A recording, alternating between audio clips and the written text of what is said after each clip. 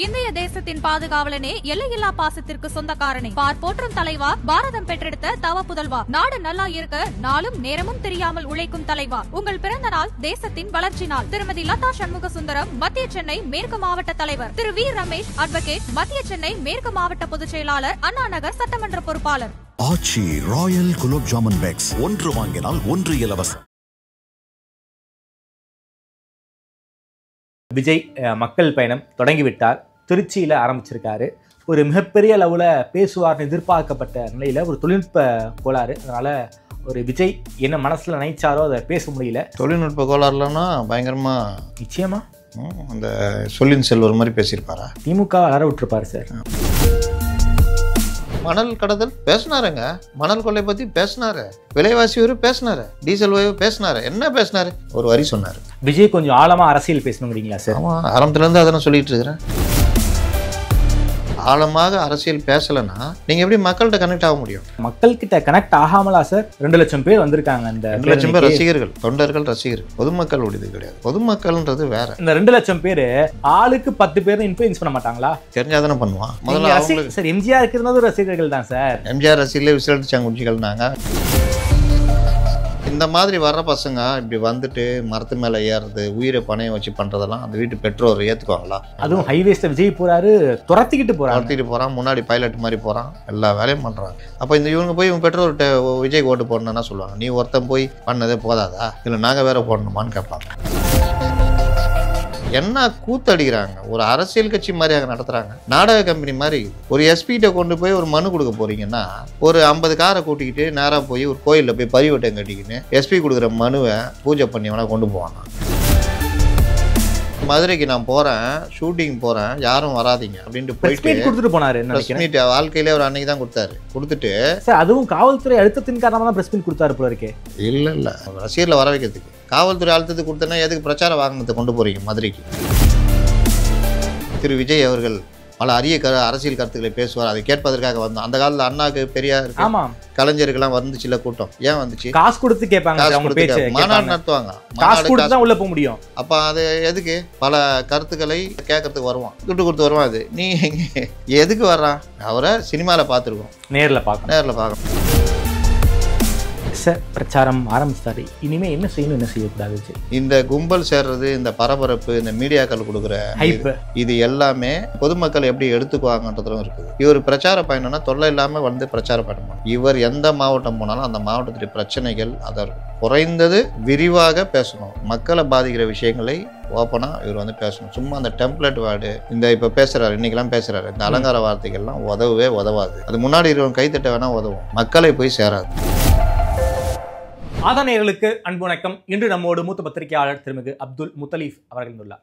வணக்கம் முத்தலீப் சார். வணக்கம். நல்லா இருக்கீங்களா சார்? நல்லா இருக்கு. மகிழ்ச்சி சார். விஜய் மக்கள் பயணம் தொடங்கிவிட்டார். திருச்சியில் ஆரம்பிச்சிருக்காரு. காலையில் 10:15க்கு பேச ஆரம்பிக்க வேண்டிய விஜய் ஒரு 4.5 மணி நேரம் ரோட் ஷோவுக்கே அனுமதி கிடையாதுன்னு சொல்லியிருந்தாங்க. அந்தளவுக்கு ஒரு மக்கள் கூட்டம். ஏர்போர்ட்லேருந்து மரக்கடை பகுதிக்கு வருவதற்கே ஒரு கிட்டத்தட்ட ஒரு 5 மணி நேரம் ஆயிருக்கு. ஒரு மிகப்பெரிய அளவில் பேசுவார்னு எதிர்பார்க்கப்பட்ட நிலையில் ஒரு தொழில்நுட்ப கோளாறு. அதனால் ஒரு விஜய் என்ன மனசில் நினைச்சாரோ அதை பேச முடியல. இருந்தாலும் திமுகவுக்கு எதிராக பல்வேறு விஷயங்களை பற்றி பேசியிருக்காரு. விஜயனுடைய இந்த மக்கள் பயணம், விஜய் பேச்சு, உங்களுடைய முதல் கட்ட பார்வை என்ன? தொழில்நுட்ப கோளாறுலன்னா பயங்கரமாக நிச்சயமா அந்த சொல்லின் செல்வர் மாதிரி பேசியிருப்பாரா? திமுக வளர விட்டுருப்பார் சார். டெம்ப்ளேட் வார்டு இல்லை என்ன சொல்லுவாங்க, கீ பாயிண்ட்ஸ் பேச்சு வச்சு. சரி, மேட்ருக்கு வருவோம். ரோட் ஷோ நடத்தக்கூடாது, இல்லை நான் பிரச்சார பயணம் தான் போகிறேன் அப்படின்னு சொல்லி தான் அவர் ஆரம்பித்தார். ஆனால் இவர் வந்து ரூம் தரல அப்படின்னு ஒரு இந்த சின்ன குழந்தைங்க இந்த பண்ணுங்க, எங்களுக்கு ஹோட்டலில் ரூம் தரல, எங்களுக்கு தங்கறதுக்கு இடம் இல்லை அப்படின்ட்டு நீங்கள் காலைல 8 மணிக்கு இங்கேருந்து ஃப்ளைட்டில் கிளம்பி போனார். தங்கறதுக்கு இடம் தரலையா? ஆமாம், ஸ்டார் ஹோட்டல் யாருமே ரூம் தர மாட்டான்ட்டாங்க. அரசின் சதி அப்படி இப்படிலாம் சொல்லியிருந்தாங்க. என்ன சார் சொல்கிறீங்க? ஆமாம், யார் போய் ரூம் கேட்டாலும் கொடுப்பாங்களே சார்? தரலையாம். அது வேறு காரணங்க. இவர் வந்து தங்கினார்னா 2-3 நாளைக்கு இந்த கும்பல் வர்றது, மற்றவங்களுக்கு வரது பொறுத்துலாம் பிரச்சனை. மற்ற தலைவர்கள் தங்கினா அந்த பிரச்சனை பெருசாக இருக்காது. இவருக்கு ஒரே கும்பல் சேர்ந்துன்னா அதுன்னு பண்ணோமா ஹோட்டல் தொழிலே பாதிப்படுதில்ல. அதில் யாரும் ரூம் தரமாட்டேன்னு சொல்லியிருப்பாங்க போல். இவங்க நோக்கம் அது இல்லைங்க. இவர் காலைல 8 மணிக்கு கிளம்பும் போது இங்கே வீடியோ எடுக்கணும், போகணும், ஏர்போர்ட்டில் இறங்கணுன்னா அங்கே அந்த பஸ்ஸை அங்கே கொண்டு வந்துடணும். அதில் ஏறி உக்காந்துங்கன்னு 8 மாவட்டம், நீங்கள் திருச்சி மட்டும்தான் 8 மாவட்டங்களோட, தஞ்சாவூர், திருவாரூர், நாகப்பட்டினம், எல்லாமே பக்கம். ஆமாம், அதுவும் சனிக்கிழமை லீவ் விட்டாங்க. எல்லாம் நீங்கள் வந்தால் நாளைக்கு ரெஸ்ட் எடுக்கலாம்ல. அதனால் எல்லாத்தையும் வந்துட்டு அப்படியே ஒரு வண்டி வரத்துக்கு அந்த பிரச்சனையான மாதிரி ஒரு இதை பண்ணி ரோட் ஷோவை, அறிவிக்கப்படாத ரோட் ஷோவை நடத்தி காட்டியாச்சு. இதுக்கான ஏற்பாடு தான் இது. இதை தவிர்த்திருக்கணும், பிரச்சாரம் தான் முக்கியம், பேச்சு தான் முக்கியம் அப்படின்னா இவர் கண்ட்ரோல் பண்ண முடியாத கூட்டம் சார். ஆமாம், இப்படி வந்தால் பின்ன கண்ட்ரோல் பண்ண முடியாது தான். நீங்கள் 8 மாவட்டத்தில் நடத்திக்கிட்டு சிங்கம் வந்து என்றைக்கோ ஒரு நாள் தான் வெளியே வரோம்னா பின்ன எப்படி வரும் கூட்டம்? நீங்கள் ரெகுலராக நடத்திட்டு இருந்தீங்கன்னா கூட்டம் வந்து அந்தளவுக்கு இதாகாது. திருச்சியில் தானே போகிறாரு, நம்ம மாவட்டத்துக்கு வருவாரில் பார்த்துக்கலான்னு. ஒவ்வொரு மாவட்டமாக வந்தார், ரெகுலராக வந்துக்கிட்டு இருக்காரு, ரெகுலராக பேசிக்கிட்டு இருக்காரு, ரெகுலராக பேட்டி கொடுக்குறாருன்னா அந்த வேல்யூ குறைஞ்சிரும். இவங்களுக்கு என்னென்னா சினிமாக்காரங்க தானே, அந்த இமேஜை மெயின்டைன் பண்ணணும். நம்ம எப்போவாவது ஒரு தடவை வரணும், அந்த இது இருந்துக்கிட்டே இருக்கணும். அப்படி தான் அது. அதில் ஒன்று தான் பிரச்சார பயணம், பயணம் போகிறோம். அதில் வந்து அது ரோட் ஷோவை மாற்றிட்டா கவர்மெண்ட்டுக்கு கோவம் வரும். ஆனால் வெளியில் வந்து ஒரு நீங்கள் சொல்கிறீங்கல்ல, அப்படி திருச்சி திணறியது குலுங்கியது, அந்த மாதிரி திருச்சியே சம்பிச்சிச்சு அப்படின்லாம் சம்பிக்கு தாங்க செய்யும். ஒரு 2-3 லட்சம் பேர் ஒரு இடத்துல அப்படியே திரண்டு அப்படியே வந்தாங்கன்னா என்ன ஆகும்? அது என்ன பெரிய இதுவா? சென்னையை ஸ்தம்பிச்சிடுங்க. சென்னையில் 2 லட்சம் பேர் ஏர்போர்ட்லேருந்து அப்படியே வர்றாங்க வச்சுக்கோங்க, என்ன ஆகும் யோசிச்சு பாருங்கள். அதுவும் வரவங்களாம் காரு, பைக்கு அதுன்னு வச்சுக்கிட்டு சென்னை கண்டமாகிடும். சென்னை இந்த வரப்போகிறல்ல தென் சென்னையில். அப்போ இவர்கள் என்ன செய்யணும், இவர் பண்ணணுன்னா, இவர் வர்றது எல்லாருக்கும் சொல்லிவிட்டு இந்த மாதிரி வந்து அங்கேருந்து பஸ்ஸில் ஏறி வர்றது. இதே தான் கோவையிலையும் பண்ணாங்க, இதே மதுரையில் பண்ண பார்த்தாரு, தடுத்துட்டாங்க. அப்படியே மீறி பண்ணார், அது ஓடிச்சு, அப்புறம் வான் பண்ணிட்டாங்க. இங்கே அதே வேலையை இப்போ பண்ணிவிட்டு கேட்டால் பிரச்சார பயணம்னு ஒரு கதை சொல்கிறாங்க. இவர் ஒரு வேளை வரணும் அப்படின்னு தீர்மானித்தா தங்கறதுக்கு திருச்சியில் இடமாங்க இல்லை, ஹோட்டலில் ரூம் தரலன்னு யாராவது சொன்னால், யாராவது திரையுலகை சார்ந்தவங்க பெரிய பெரிய பங்களாக்கள் இருக்கும், இல்லை ஊரில் இருக்க பெரிய பணக்காரண்ட கட்சிக்காரண்ட சொன்னால் ஏற்பாடு பண்ணி தர போகிறாங்க. தங்கிட்டு அங்கேருந்து அந்த இடத்துக்கு வரத்துக்கு எவ்வளோ நேரம் ஆகும்? ஒன்றும் இல்லை, மாவட்ட செயலாளர் வீட்லேயே தங்கலாமே. கலைஞர் மாவட்ட செயலாளர் வீட்டில் தானே சார் பெரும்பான்மை. மாவட்ட செயலாளர் பெரும்பாலும் இவங்க இதில் யார் இருக்கா? எல்லாம் தலை காஞ்ச பார்ட்டிங்க தான் பெரும்பாலும். நீங்கள் ஓரளவுக்கு யார் மூலிமா ஒரு பெரும் பணக்காரர் அந்த மரக்கடையிலேருந்து ஒரு 1 கிலோமீட்டர் தூரம் வச்சிங்களேன் தங்கிட்டு அந்த பிரச்சார வாகனத்தில் அங்கேருந்து கூட நீங்கள் பிரச்சாரம் தொடங்கினா கூட ஒரு 1 hour ஆகுதுன்னு வச்சிங்களேன், அது வேறு விஷயம். நீங்கள் உட்காந்து அங்கேருந்து 7-8 கிலோமீட்டரை வந்துக்கிட்டு மொல்லமாக அந்த மாதிரி பண்ணியிருந்தா இன்றைக்கி அவருக்கு கிட்டத்தட்ட பேக் ஃபயர் தான். என்ன ஆகும்னா, வந்தவர்களுக்கும் அவர்கள் கட்சிக்காரர்களுக்கும் திருப்தி இருக்கும். எப்படி மதுரை மாநாட்டில் இவர் பேசுனது வந்து அவர்களுக்கு திருப்தியோ கேட்டால் அப்படி தான் பேசுவாங்க. உங்களுக்கு இஷ்டம் மாதிரியா பேசுவாங்க. அவங்க வந்து அந்த ரசிகர்களுக்காக தான் அவர் பேசுகிறாருன்னு சொன்னாங்கல்ல, சேம் அதே தான், அப்படி தான் பண்ணுவோம். இப்போது எல்லாருக்கும் திருப்தி இல்லை, ரசிகர்லாம் வந்தான் பார்த்தான்ல, எல்லாருக்கும் திருப்தி இல்லை, அவரும் ஒரு 10 நிமிஷம் பேசினார்ல, அவ்வளோதான் அப்படின்னு போவாங்க. ஆனால் அதை தாண்டி பொதுமக்கள்கிட்ட தமிழகம் முழுவதும் இவருடைய பேச்சை எதிர்பார்த்தவர்கள்ட்ட என்ன கொண்டு போய் சேர்த்திங்கன்னா ஒன்றும் தொழில்நுட்ப கோளாறு. மைக் வேலை செய்யலை, ஸ்பீக்கர் வேலை செய்யலை. ஸ்பீக்கருக்கு வைக்க திமுக அரசு அனுமதி கொடுக்கல. ஸ்பீக்கர் வைக்கலாம் அனுமதி தரமாட்டாங்க. ஆனால் வண்டியிலே ஸ்பீக்கர் வச்சுக்கலாம். நீங்கள் வர பஸ் இருக்குல்ல, இன்றைக்கி நவீனம், சும்மா இவ்வளோ உண்டு ஸ்பீக்கரை.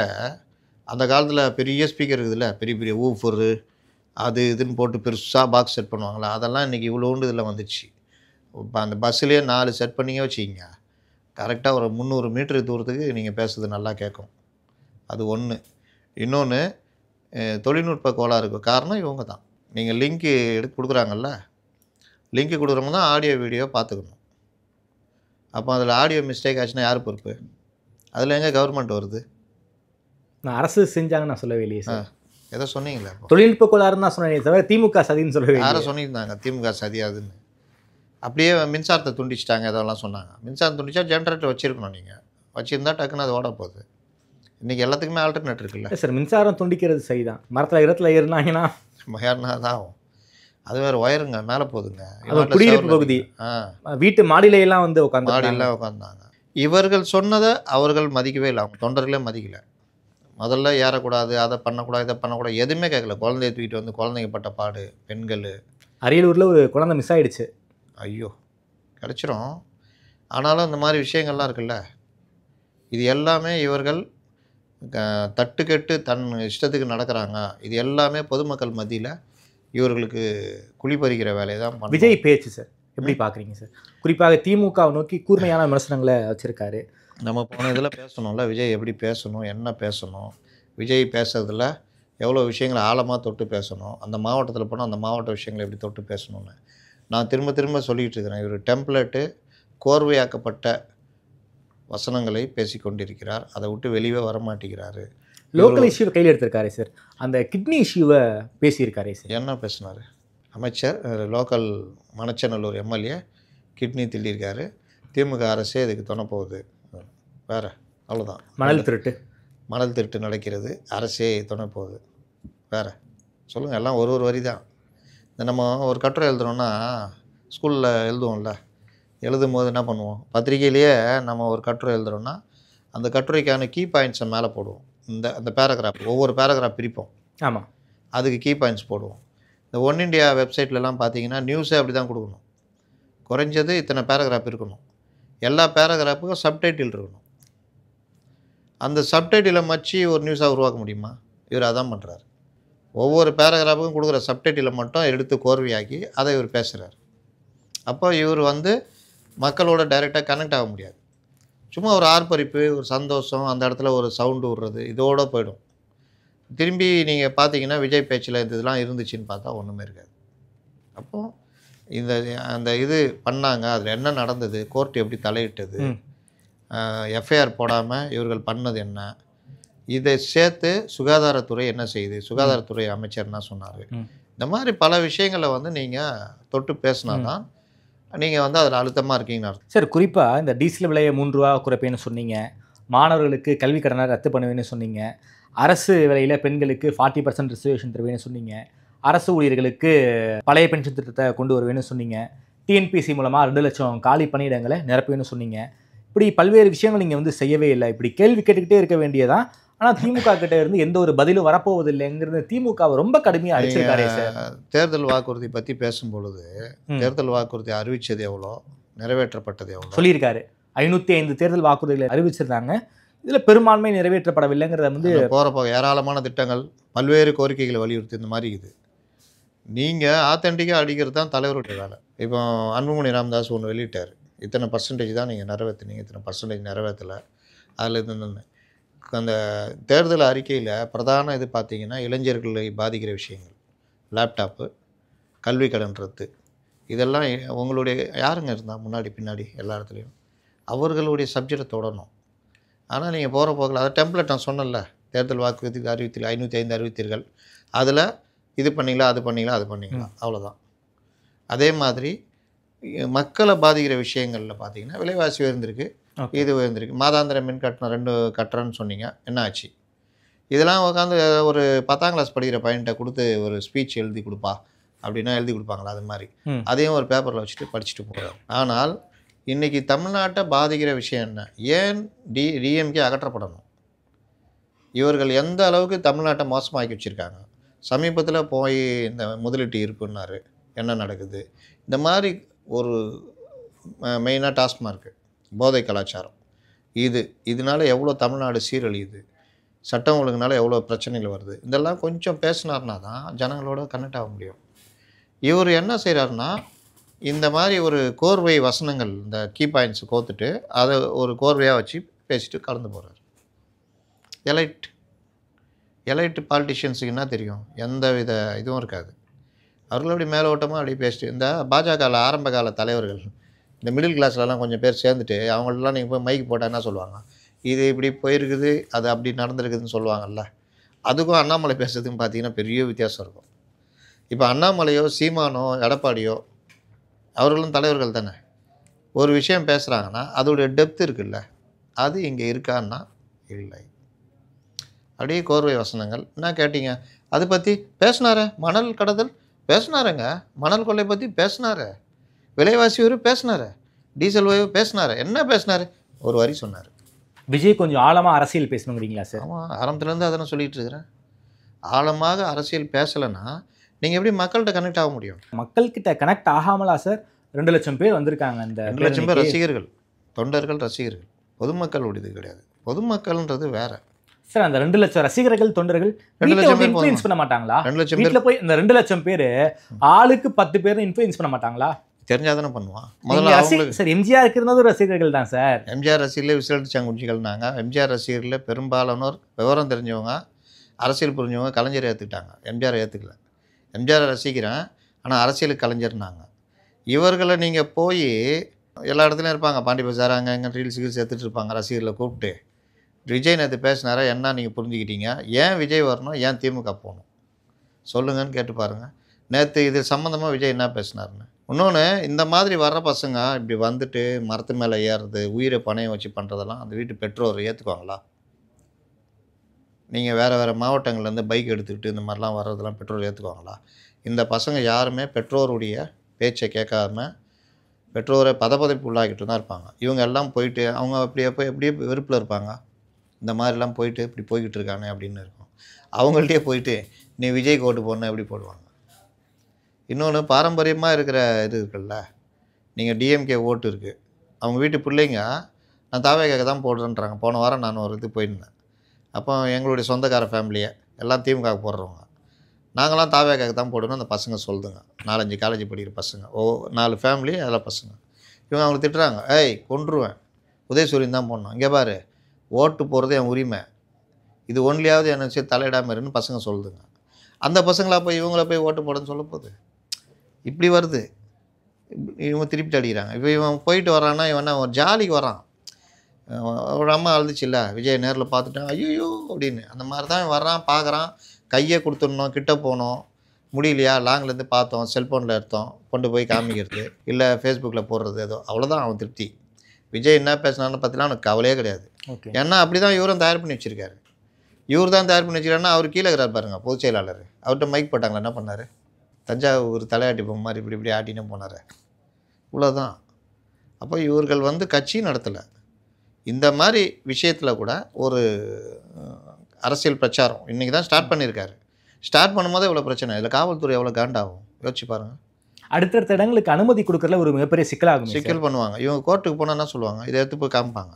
சார் பர்மிஷன் வாங்கினாங்க, இந்த மாதிரி பண்ணாங்க, இந்த மாதிரி கூத்தெல்லாம் பண்ணாங்க சார், ஏர்போர்ட்டில் இருந்துக்கிட்டு அந்த பிரச்சார வண்டியை கொண்டு வந்துட்டு அதிலேருந்து ஊர்வலம் வந்தார் சார், இந்த வேலைலாம் பண்ணாங்க சார், எல்லாரையும் வர வச்சு வேலை பண்ணாங்க.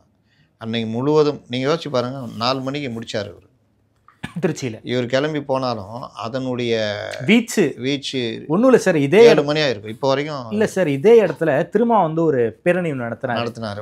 அந்த காலனி பார்த்தீங்கன்னா அது சரியான கூட்டம் சார். விசிகா பேரணி எப்படி பண்ணுவாங்க உங்களுக்கு தெரியும். திரும்ப மேடையேறி பேசுறதுக்கே அவ்வளோ மணி நேரம் ஆயிடும். கிட்டத்தட்ட சாயங்காலம் ஆரம்பித்த பேரணி திரும்ப நைட்டு 11 மணிக்கு தான் பேசுவார். அந்த அளவுக்கு சிட்டி பேக்கடு, மிகப்பெரிய ஒரு போக்குவரத்து நெருக்கடி. 2 ஹவரில் கிளியர் ஆச்சுன்னாங்க. திரும்ப அந்த பேரணியே இருக்க காலையிலேருந்து இந்த மாதிரி ஆகலை, 2 ஹவரில் அவங்க எல்லாம் வந்துட்டாங்க, பேச ஆரம்பிச்சிட்டாங்கன்னாங்க. ஆனால் கூட்டம் பார்த்தீங்கன்னா பயங்கரமாக இருக்கும். ஆமாம், நீங்கள் எப்போவுமே இப்போ இன்றைக்கி கூட பார்த்தீங்கன்னா அந்த இடத்துல ஒரு மினிமம் மேக்ஸிமம் ஒரு 50,000 பேர் இருந்திருப்பாங்க, அவ்வளோதான். வந்த இடம் போனது எல்லாம் சேர்த்திங்கன்னா ஒரு 1.5 லட்சம் 2 லட்சத்துக்குள்ளே தான் இருப்பாங்க. ஓகே. ஆனால் நீங்கள் வாகனம் நெரிசல், மற்ற வண்டிகள் போக விடாமல், அப்புறம் வண்டிகள் தேங்குனது, அதை ஒட்டி ஒரு இடத்துல டிராஃபிக் ஜாம்னா அதை ஒட்டி ஒரு டிராஃபிக் ஜாம் ஆகும். ஹைவேஸ் வரைக்கும் ஹைவேஸில் இவங்க என்ன பண்ணுறாங்கன்னா, வண்டி இப்படி போகுது இல்லை விஜய் வண்டி, அந்த வண்டிக்கு பக்கத்தில் போகணும்னு சொல்லிட்டு எதிர் ரோடு ஹைவேஸில் ஏறுறான்.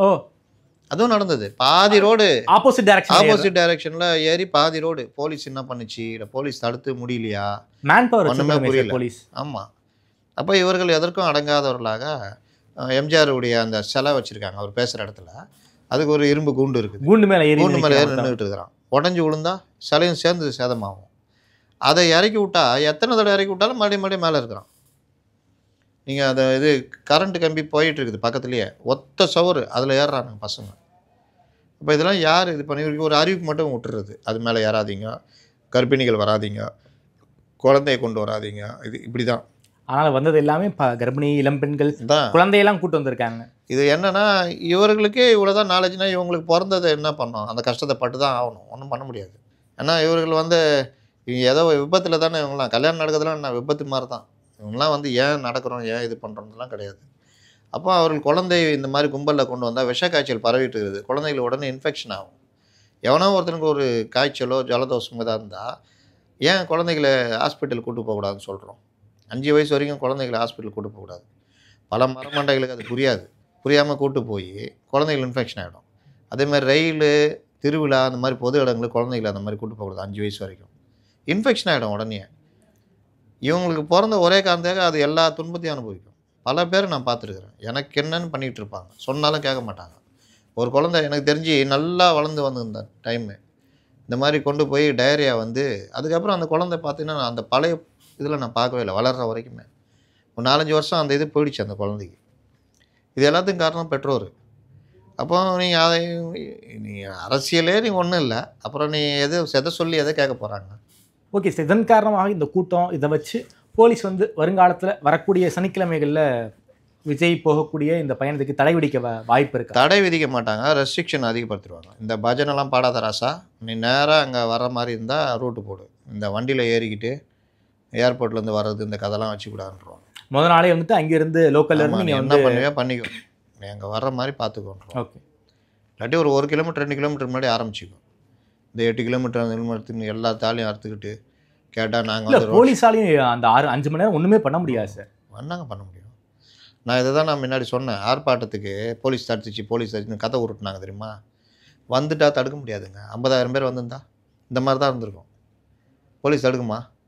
இல்லை, பாதி போலீஸ் இவ்வளோ கூட்டத்தை பார்த்துட்டு அவங்களால ஒன்றுமே பண்ண முடியாது. இந்த கூட்டத்தை வந்து ஏங்க 8 மாவட்டத்துலேருந்து வர்றாங்க. என்ன இது மத்திய மாவட்டம்? ஆமாம், சுற்றி 8 மாவட்டத்தோட அந்த சைடு தஞ்சாவூர், திருவாரூர், திருச்சி நாகப்பட்டினம் மட்டும்தான் 8 மாவட்ட எல்லை சென்ட்ரல் இருக்கு. ஆமாம், இந்த சைடு புதுக்கோட்டை, மதுரை, திண்டுக்கல். இன்னொன்று சனிக்கிழமை எதுக்கு போடுற? இன்னைக்கு வந்து என்ன கஷ்டப்பட்டாலும் நாளைக்கு சண்டே ரெஸ்ட் எடுத்துக்கலாம். நாளைக்கு லீவு தானே. இப்போ நாளைக்கு வேலைக்கு டெய்லி நீ வீக் டேஸில் வச்சாங்க வச்சுக்கோங்க, இன்றைக்கும் லீவ் போடணும், இந்த டயர்டு வந்து நாளைக்கும் லீவ் போடுற மாதிரி இருக்கும். அப்போ நீங்கள் இன்றைக்கி சனிக்கிழமை வைக்கிறீங்க, எல்லாமே பெரும்பாலும் லீவ் இருக்கும், இல்லாட்டி எடுத்துக்குவான், நாளைக்கு ரெஸ்ட் எடுப்பான்ல. அவன் சினிமாவுக்கு அது இதுக்கு போகிற மாதிரி இன்றைக்கி ஜாலியாக வந்து விஜயை பார்த்துட்டு போகிறான். விட்டால் அரியலூர், பெரம்பலூரும் கூட போயிட்டு வீட்டில் போய் ரெஸ்ட் எடுப்போம். நான் வந்து 2-3 பேர் போய் அடிப்பட்டானுல, 3 பசங்க போய் இந்த பைக்கில் போய் விட்டானுல, லாரியில் போய் இந்த மாதிரி ஹைவேஸில் ஹெல்மெட் போட மாட்டானுங்க, எனக்கு என்னென்னு பண்ணி அடிப்படுவாங்க. அதுவும் ஹைவேஸில் விஜய் போகிறாரு, துரத்திக்கிட்டு போகிறான், முன்னாடி பைலட் மாதிரி போகிறான், எல்லா வேலையும் பண்ணுறாங்க. அப்போ இவங்க போய் இவங்க பெற்றோர்கிட்ட விஜய்க்கு ஓட்டு போடணுன்னா சொல்லுவாங்க, நீ ஒருத்தன் போய் பண்ணதே போதாதா, இல்லை நாங்கள் வேறு போடணுமான்னு கேட்பாங்க. காவல்துறை வருங்காலத்தில் விஜய்க்கு நெருக்கடி கொடுக்க வாய்ப்பு இருக்கா சார்? ரெஸ்ட்ரிக்ஷன்ஸ் அதிகமாக போட வாய்ப்பு? அரசும் காவல்துறையும் நெருக்கடி கொடுக்க தான் இருப்பாங்க எல்லாருக்குமே. இல்லை சார், இப்போ பார்த்துட்டாங்க சார், இதனால் வந்து பப்ளிக் நியூசன்ஸ் இதை பயன்படுத்தி கூடுதலாக நெருக்குவாங்க. இவர் தான் கொண்டு போய் இவர் கூடுதலாக வேண்டிக்குவார். புஷியானது போய் ஒரு சாமிகிட்ட வச்சார்ல, 3 சாமிகிட்ட வச்சு வேண்டிக்கிட்டு போய் மனு கொடுப்பார். என்ன கூத்தடிக்கிறாங்க, ஒரு அரசியல் கட்சி மாதிரி அங்கே நடத்துகிறாங்க, நாடக கம்பெனி மாதிரி இது. ஒரு எஸ்பிகிட்ட கொண்டு போய் ஒரு மனு கொடுக்க போகிறீங்கன்னா, ஒரு 50 காரை கூட்டிக்கிட்டு நேராக போய் ஒரு கோயிலில் போய் பரிவட்டம் கட்டிக்கின்னு எஸ்பி கொடுக்குற மனுவை பூஜை பண்ணி வேணால் கொண்டு போவானா? அங்கே எஸ்பிகிட்ட போயிட்டு பொதுச் செயலரை உக்காந்துக்கின்னு ஸ்கூல் புள்ள மாதிரி உக்காந்துக்கின்னு அதை வீடியோ எடுத்து அதை வேற போட்டுக்கிட்டு எங்கேயாவது யாரை போய் எடப்பாடி பழனிசாமி போகிறாருல்ல, எழுச்சி பயணம் போகிறாரு, அவருக்கும் இதே தொல்லை இருக்கும், இதே பிரச்சனைலாம் இருக்கும். அவர் உட்காந்து இந்த மாதிரி எடப்பாடி பழனிசாமியே போய் எஸ்பியை பார்த்து கொடுத்துக்கின்னு கை கட்டி உக்காந்துக்கின்னு ஒரு 10 பேரை கூப்பிட்டுக்கின்னு, இல்லாட்டி முன்னாள் அமைச்சர்கள் இப்போ ஒரு இது இந்த கொங்கு மண்டலத்தில் போகிறாருன்னா எஸ்பி வேலுமணி போய் கொடுத்துட்டு எங்கள் பொதுச் செயலாளர் வராருங்க அப்படின்னு உட்காந்துங்க. எங்கேயாவது எதாவது பார்த்தீங்களா? இவங்க லீகல் விங் பார்த்துப்பாங்க. அதெல்லாம் லீகல் விங் மாவட்ட செயலாளர், அதிகபட்சம் மாவட்ட செயலாளர், அவ்வளோதானே. அந்த மாவட்ட செயலாளர் ஒர்க் பண்ணி தெரியும், எஸ்பியை தெரியும். அப்படி தெரியலனாலும் லீகல் விங் வந்துச்சுன்னா தானாக கொடுக்க போகிறாங்க, இல்லைன்னா கோர்ட்டில் பார்த்துக்க போகிறாங்க. இவர்கள் மட்டும் பாருங்கள், ரூம் தர மாட்டேங்கிறாங்க, எஸ்பி கண்டிஷன் போடுறாரு, அதை போடுறாரு, இவங்களா ஆட்சி அமுப்புறது. 23 கண்டிஷன் போடுற எல்லாருக்கும் கொடுப்பாங்க, ஃபார்மல் அது. இப்போ நீங்கள் ஒரு இடத்துல கூட்டம் போடுறீங்க வச்சுக்கிங்க, இந்த உள்ளரங்கத்தை தாண்டி நீங்கள் வெளியே இப்போ இந்த தெருவில் ஒரு கூட்டம் போடுறோம், தெருமுனை கூட்டத்துக்கு எவ்வளோ நெருக்கடி ஆட்டத்துக்கு நாங்களாம் கொடுத்துருக்கோம். ஒரு ஃபார்ம் இருக்கும், மைக் பர்மிஷன் ஃபார்ம்னு, அந்த மைக்காரன்ட்ட வாங்கி கொடுக்கணும். ஏன் தெரியுமா? நாளைக்கு எதாவது நீங்கள் தொல்லை கொடுத்துட்டீங்கன்னா அவனுக்கு நோட்டீஸ் வந்துடும். அதனால் அவனும் வந்து பயப்படுவான். நம்ம தொல்லைக்காரனா மைக்காரன் வருவானா? வரமாட்டான். அப்போ அந்த பிரச்சனைக்காகவும் ஒழுங்காக இருப்போம். அப்புறம் நம்ம மனு எழுதி கொடுப்போம், எப்படி இந்த மாதிரி தெருமுனை கூட்டம் அரசுக்கு எதிராக பேசுகிறாங்க, நாங்கள் மாதிரி நடத்துகிறோம் அப்படின்வோம். எவ்வளோ பேர் வருவாங்க சார்? ஒரு 20 பேர் நிற்பாங்க சார், அவ்வளோ தான் சார். 200 பேர் வந்தாலும் தான் சொல்லுவோம், 300 பேர் வந்தால் தான் சொல்லுவோம். ஆனால் இங்கே நாங்கள் 500 பேர் தான் வருவோம். நாங்கள் அதுக்கு பார்த்தா வந்தது இது இவர்கள் பண்ணுறது தாங்க. கோயம்புத்தூரில் பண்ணாங்கல்ல, எல்லா மாவட்டத்தையும் வர வச்சுட்டு பண்ணாங்கல்ல ரோட் ஷோ, வேணுன்னே பண்ணாங்க. ஞாபகம் இருக்கா? அன்றைக்கி பெருமை பேசிக்கினாங்க, நாங்கள் வந்து பார்த்தீங்களா தன்னெழுச்சியாக வர்றாங்கன்னு. அப்புறம் தான் தெரியும் பூத் கமிட்டி மாநாட்டுக்கு மாநாட்டுக்கு பெண்ணு. அதே மாதிரி மதுரைக்கு நான் போகிறேன், ஷூட்டிங் போகிறேன், யாரும் வராதீங்க அப்படின்ட்டு போயிட்டு கொடுத்துட்டு போனாரு. ப்ரெஸ் மீட் வாழ்க்கையிலே ஒரு அன்னைக்கு தான் கொடுத்தாரு. கொடுத்துட்டு சார் அதுவும் காவல்துறை அழுத்தத்தின் காரணமாக தான் ப்ரெஸ் மீட் கொடுத்தாரு போல இருக்கே. இல்லை அவர் ரோட் ஷோ ஜனங்களை அவங்க ரசிகர்களை வர வைக்கிறதுக்கு காவல்துறை அழுத்தத்துக்கு கொடுத்தனா எதுக்கு பிரச்சார வாகனத்தை கொண்டு போகிறீங்க மதுரைக்கு? நீங்கள் ஷூட்டிங் தானேங்க போகிறீங்க, ஏன் அங்கே போய் பிரச்சார வாகனத்தில் ஏறி நின்று போனீங்க? காரில் ஏறி போக வேண்டியதுதானே? இதுக்கு முன்னாடி ஷூட்டிங்கில் எப்படி போயிருப்பீங்க? இந்த மாதிரி தான் ப்ரெஸ்ஸை கூப்பிட்டு நான் வந்து இந்த ஏரியாவில் ஷூட்டிங் போகிறேன், யாரும் வந்து விடாதீர்கள் அப்படின்னு நான் போனார். அது நான் மதுரைக்கு மட்டும் இப்போ தனியாக வருது. இங்கே ஏறும்போது ஒரு ப்ரெஸ் மீட்டு, யாரும் கல்லால் அடித்து விடாதீர்கள் அப்படின்ற மாதிரி, யாரும் வந்து விடாதீர்கள்னு சொல்லிட்டு பிரச்சார வேனை கொண்டு போய் அதில் ஏறிட்டு போகிறாரு. அப்போ தான் போலீஸ் தடுத்து ரொம்ப பேரை தடுத்து நிறுத்தி வழக்கெல்லாம் போட்டது. கோயம்புத்தூர்லேயும் வழக்கு விழுந்ததில்ல, இப்போ இதில் வழக்கு விழும் பாருங்கள். நீங்கள் பண்ண கூத்துக்கலாம். எல்லாத்துக்கும் மேலே நான் என்ன சொல்கிறேன்னா, நீங்கள் நடத்துகிற விஷயம் மக்களுக்காக. சார் தன்னை ஒரு எம்ஜிஆர் ஒன்று இருக்கிறாரா? எம்ஜிஆர் எப்படியா தொல்லை கொடுத்தாரு? எம்ஜிஆர் வந்து சாயங்காலம் ரோட் ஷோ வாங்க நான் சார் சாயங்காலம் 7 மணிக்கு பேசணும்னு ஒரு இடத்துக்கு நினச்சாருன்னா அந்த இடத்துக்கு 11 மணிக்கு தான் சார் எம்ஜிஆர் வருவார். அப்படி இல்லைங்க, தப்பாக சொல்கிறாங்க. அந்த காலத்தில் நீங்கள் வந்து கூட்டம் ஆரம்பிக்கிறதுன்றது டைம் கிடையாது, முடிக்கிறதும் டைம் கிடையாது. இப்போலாம் 10 மணிக்கு முடிக்கணும்ல, அப்போ அதெல்லாம் கிடையாது. எம்ஜிஆர் அதுவும் பிரச்சாரத்துக்கு தானே சார் 10 மணி வரைக்கும் டைம், மற்ற வேறு எதுக்கும் 10 மணி வரைக்கும் டைம் இல்லையே? அப்படி எதுவும் டைம் இல்லையே? டைம் இல்லை என்ன இருக்குது. நீங்கள் ஆடி மாதம் பாட்டு கச்சேரி நடத்துகிறீங்களா, 10 மணிக்கு வந்துடுவாங்க பாருங்கள், மூடுன்னுவாங்க. அப்புறம் ஒரு அரை ஹவர் கொடுப்பாங்க. அதெல்லாம் இருக்குது, சும்மா இல்லை. அப்போது இதெல்லாம் ரெஸ்ட்ரிக்ஷன்லாம் இப்போ வந்தது, அப்போல்லாம் கிடையாது. இப்போ எம்ஜிஆர் ஒரு நாளைக்கு 5 கூட்டம் 6 கூட்டம் அட்டன் பண்ணுவார். ஒவ்வொரு இடத்துல 2 ஹவர் 3 ஹவர் ஆகும். சில இடங்களில் விடிய காலம் போய் சேருவார். ட்ராவலிங் அங்கே 2 மணின்னு வச்சுக்கிங்க, 11 மணிக்கு வரதாக வச்சுக்கிங்க. இவர் ட்ராவலிங் அதெல்லாம் சேர்த்து 2 மணிக்கு போய் சேருவார் நள்ளிரவில். ஜனங்க காத்துக்கிட்டு இருக்கோம். அதே மாதிரி தான் சார் விஜய்க்கும் காத்துக்கிட்டு இருந்தாங்க மரக்கடையில். போய் சேர வேண்டியதானே? நீங்கள் வர முடியல சார், அந்த தடையை நீங்களே உருவாக்கிறீங்கன்னு தானே இவ்வளோ நேரம் நான் சொல்லிகிட்டு இருக்கிறேன். இவர் திருச்சி வராரு, அஜித் குமார் வீட்டுக்கு எப்படிங்க போனீங்க சொல்லுங்கள்? எப்படி போனீங்க? யாருக்கும் எந்த ஒரு அறிவிப்பும் கொடுக்காம சைலண்டாக போயிட்டு வந்தார். இப்போ அது வேற சார், பிரச்சாரத்துக்காக வராரு. அது வேற விஜயா இல்லை, ஒரு இறந்தவர் வீடு அங்கே போகிறாரு, யார்கிட்டையும் சொல்லாமல் ரகசியமாக போயிட்டு ரகசியமாக வந்துட்டார். இது வந்து பிரச்சாரத்துக்காக வராரு சார். பிரச்சாரத்துக்கு வரீங்கன்னா அவங்க என்ன சொன்னாங்க? ரோட் ஷோ நடத்தக்கூடாதுன்னு சொன்னாங்களா? சொன்னாங்களா இல்லையா? ரோட் ஷோ நடத்தக்கூடாது. ஆனால் கூட்டம் அவ்வளோ கூட்டம் வந்துருச்சு. விஜயால அந்த விஜய் கீழே இறங்கி போய் கூட்டத்தை வந்து கிளியர் பண்ண வர்றேங்க. நான் மேட்டருக்கு வர்றேன். ரோட் ஷோ நடத்தக்கூடாது சொன்னாங்களா? நான் இல்லைன்னு சொல்லிட்டாரா? நீங்கள் பிரச்சார பயணம் பிரச்சாரத்துக்கு தானே வர்றீங்க.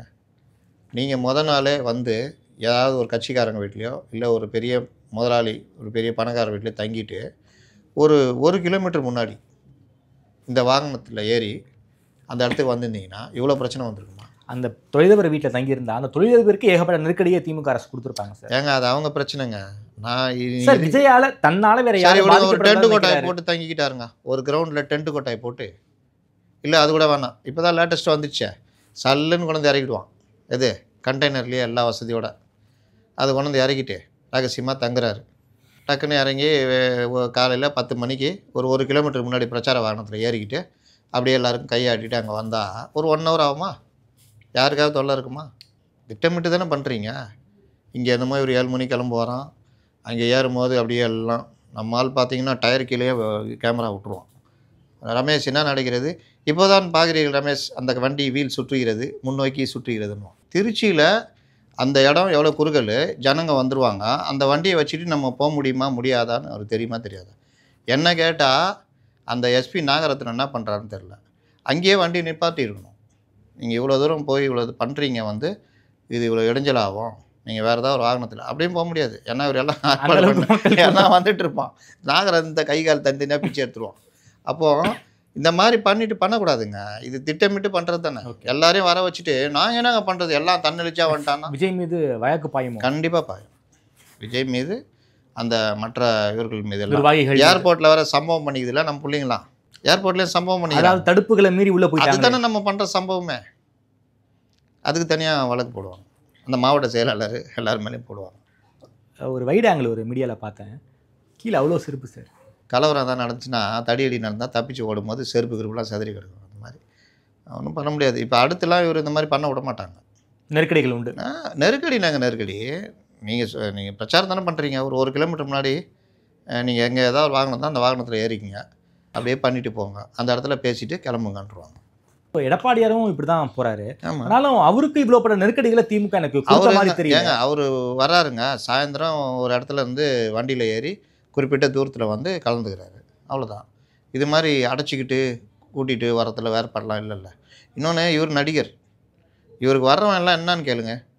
சொல்லின் செல்வர் திரு விஜய் அவர்கள் பல அரிய அரசியல் கருத்துக்களை பேசுவார், அதை கேட்பதற்காக வந்தோம். அந்த காலத்தில் அண்ணாக்கு பெரியார் கலைஞருக்கெல்லாம் வந்துச்சுல கூட்டம். ஏன் வந்துச்சு? காசு கொடுத்து கேட்பாங்க, மாநாடு நடத்துவாங்க, உள்ள போக முடியும். அப்போ அது எதுக்கு? பல கருத்துக்களை நீங்கள் திராவிடம்னா என்ன, ஏன் திராவிட நாடு வேண்டும், இதெல்லாம் நடத்துவாங்க. ஆரியம்னா என்ன, திராவிடம்னா என்ன, ஆரியர்கள் நம்மளை என்ன பண்ணுறாங்க, வர்ணாஸ், இப்படிலாம் நடக்கும். ராமாயணம் பற்றி ஒரு சொற்பொழிவு நடக்கும், மகாபாரதம் என்னென்ன பொய் கதைகள் இப்படிலாம் நடக்கும். இதை கேட்குறதுக்கு வருவான், துட்டு கொடுத்து வருவான். அது நீ எதுக்கு வர்றான்? அவரை சினிமாவில் பார்த்துருக்கோம், நேரில் பார்க்கணும். சென்னையில் இருக்கிறவங்க கூட தெரியும், ஏதாவது விஜய் இதுக்கு போனால் பார்த்துடலான்னு. இவங்களாம் அதை தாண்டினவங்க. வாழ்க்கையிலேயே இப்போ பெரம்பலூருக்கு அந்த மாதிரி வராருன்னா பார்த்துடணும். அதுவும் அந்த அரிய நிகழ்வில் நான் இருந்தேன். நாளைக்கு 4 தலைமுறைக்கு அப்புறம் தாத்தாவான பேர் சொல்லுவார், அன்னைக்கு விஜய் வந்தப்போ நான்லாம் பக்கத்தில் இருந்து செல்ஃபோனில் எடுத்தேன். தாத்தா செல்ஃபோன்னா என்னான்னு பசங்க கேட்கும், ஏன்னா அன்றைக்கி டெக்னாலஜி வேறு மாதிரி இருக்கும். அந்த மாதிரி இதெல்லாம் எடுக்கணும், இதை பார்க்கணுன்றதுக்கு தான் ஒரு ஆர்வத்தில் தான் வர்றது. அப்படி வர்றவங்களை வந்து நீங்கள் கட்டுப்படுத்துறது உங்கள் கையில் தான் இருக்குது. சார், பிரச்சாரம் ஆரம்பிச்சாரு, இனிமேல் என்ன செய்யணும், என்ன செய்யக்கூடாது விஜய்? நமக்கு அந்த தகுதி இருக்கா இல்லையான்னு தெரியல. ஒரு அரசியலாளராக நான் வந்து இந்த மாதிரி விஷயங்களை பார்க்குறதுல நான் என்ன சொல்கிறேன்னா, விஜய் ஃபஸ்ட்டு பொதுமக்களுடைய நன்மதிப்பை வாங்குறதுக்கு பார்க்கணும். இந்த கும்பல் சேர்றது, இந்த பரபரப்பு, இந்த மீடியாக்கள் கொடுக்குற ஹைப், இது எல்லாமே பொதுமக்கள் எப்படி எடுத்துக்குவாங்கன்றதும் இருக்குது. நல்ல விஷயமா எடுத்துட்டாங்கன்னா ஓகே. ஆனால் இதை வந்து வெறுப்பு உணர்ச்சி, எனக்கு திருச்சி மக்கள் எவ்வளோ கடுப்பில் இருப்பாங்க நிச்சயமா. அப்படி அந்த மாதிரி இருக்குதுன்னா உள்ற கொஞ்சம் நஞ்ச வாக்குகளை கூட வெறுப்பாக மாறும்.